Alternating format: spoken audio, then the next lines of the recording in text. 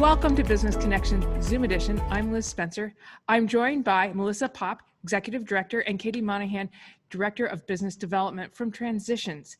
So let's start the conversation and tell me a little bit about Transitions. So Transitions Hospice has been around since 2007, and we service patients in 38 counties in Illinois, broken down into 5 regions currently.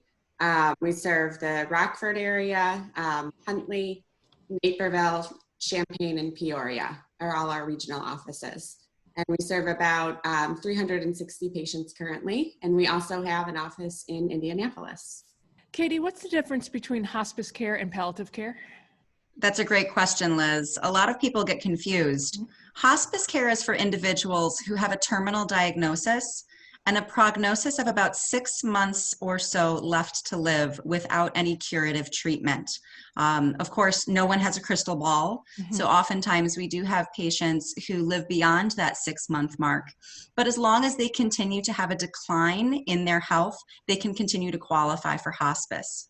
Palliative care is different in the fact that those individuals continue to receive curative treatment.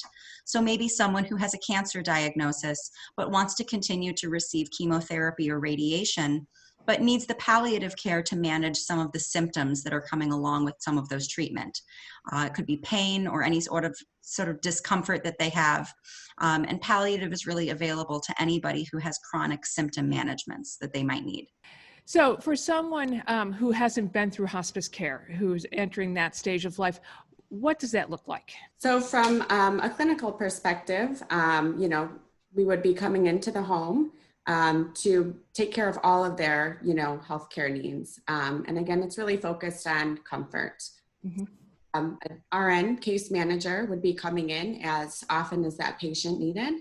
I would say our average, visit frequency is 2 times a week. And again, we've added the telehealth, which also is very helpful during these times. Additionally, we provide CNA, which is a certified nurse assistant, which would assist the patient and family with any hygiene needs, bathing, transfers. In addition to that, we have our social worker that can help assist and find resources for whatever that family patient may need. We also have a chaplain that can provide spiritual support, bereavement coordinator who follows up with the family 13 months after in that time once the patient passes away. I think with hospice care, not only are you taking care of the patient, but you're really taking care of the family. You're helping us through that journey that when you go through it the first time, you have no idea. That's actually the reason that we put together the Vigil Sitter program.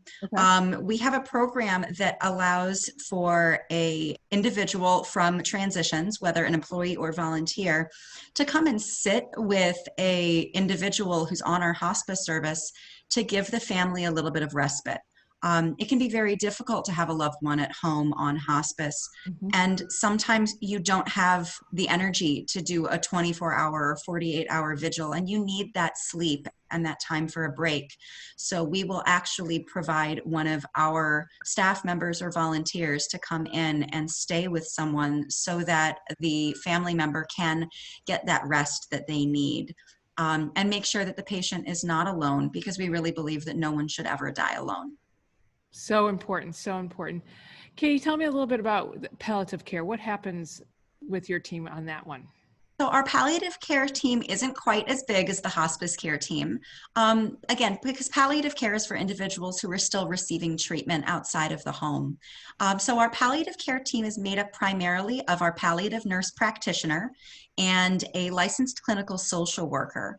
So the nurse practitioner is there to meet medical needs, whereas the social worker is there to identify sort of outside resources that might be necessary for a patient. The nurse practitioner has the ability to order new medications, order supplemental services like durable medical equipment that might be needed. Maybe somebody needs oxygen at home or a hospital bed, and they can go ahead and make sure that that is ordered and covered under insurance. And then they can also order services like mobile imaging if somebody might need an x-ray, or lab work. Somebody could have a phlebotomist come in to do lab draws, and even home health care.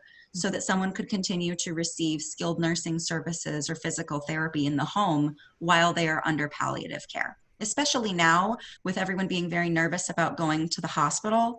So by utilizing both palliative care services or hospice services, our goal is to make sure that individuals can be safe in their home, and make sure that they can go ahead and live out the rest of their life as comfortably as possible. Tell me, how are you working with our current condition in the COVID-19 pandemic?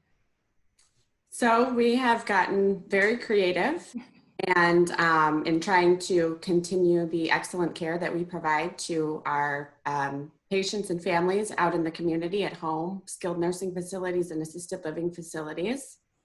We've created our COVID-19 task force, implemented multiple policies and procedures, and of course, following all CDC guidelines and recommendations. We've done over 23 trainings since March 23rd with our clinical team and our managers.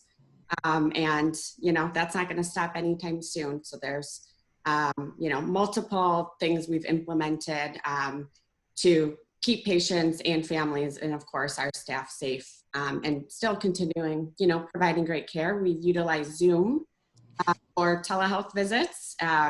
We rolled out telehealth about 2 weeks ago. Typically, rolling out telehealth is about a 60-day process, but we got it going within a week or two, and it's actually going very, very well.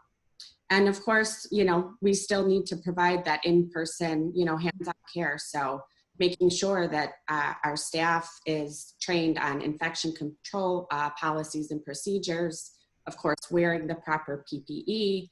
And then again, that goes along with doing a lot of training with our patients and families on how they can remain safe at home as well. It's a trying time, and that personal touch, being in the home with the family, with the patient, is so important. So it does put you and your team at a greater risk. So I'm happy to hear about all that you're doing to protect the families and yourselves, because hospice care and palliative care does not stop because of COVID-19.